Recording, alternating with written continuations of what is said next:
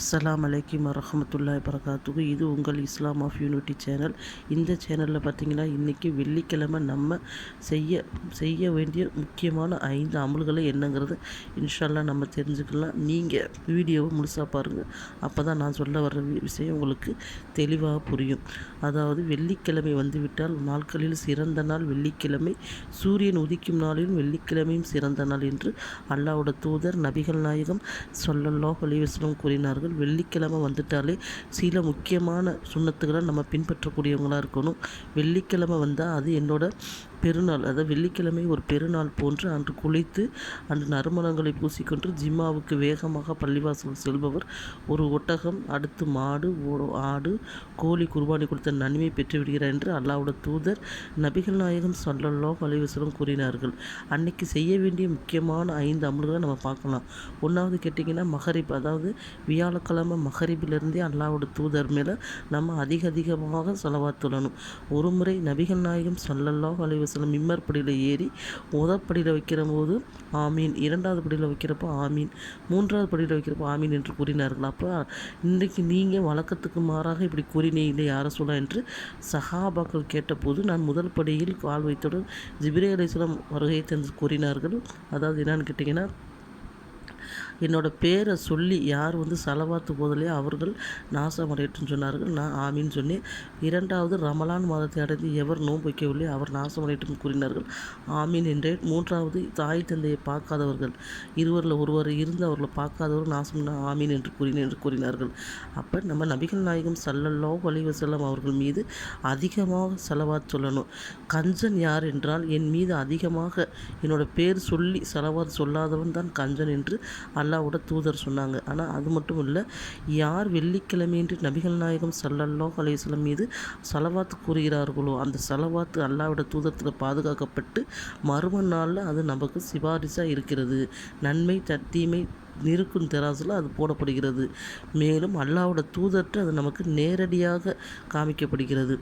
யார் ஒரு முறை அல்லாஹ்வோட தூதர் மீது ஸலவாத் கூறுகிறார்களோ அவர்கள் மீது அல்லாஹ் 10 முறை அருள் புரிகிறான், 10 நன்மைகளை எழுதுகின்றான், 10 பாவங்களை பண்ணிக்கிறான். சுப்ஹானல்லாஹ். அதனால் இந்த ஒரு விஷயத்தை நம்ம கண்டிப்பாக இன்ஷால்லாஹ் செய்யணும். 2வது விஷயம் என்னன்னு கேட்டிங்கன்னா, சூரா காஃப் ஓதுறது. யார் சூரா காஃப் ஓதுறாங்களோ அவங்க சிறு பாவங்கள் மன்னிக்கப்படுகிறது.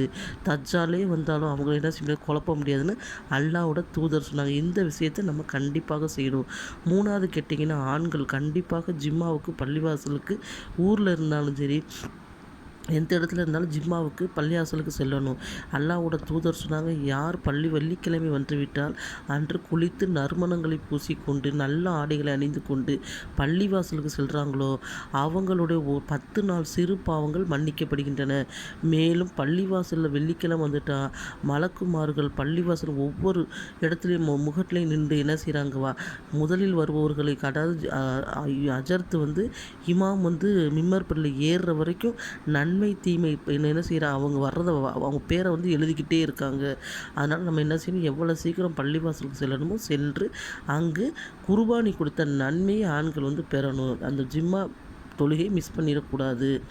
அடுத்து கேட்டிங்கன்னா, 4வது அன்று துவா ஏற்றுக்கொள்ளப்படும் நாள். அதாவது கேட்டிங்கன்னா, வெள்ளிக்கிழமை ஒரு நேரம் உண்டு.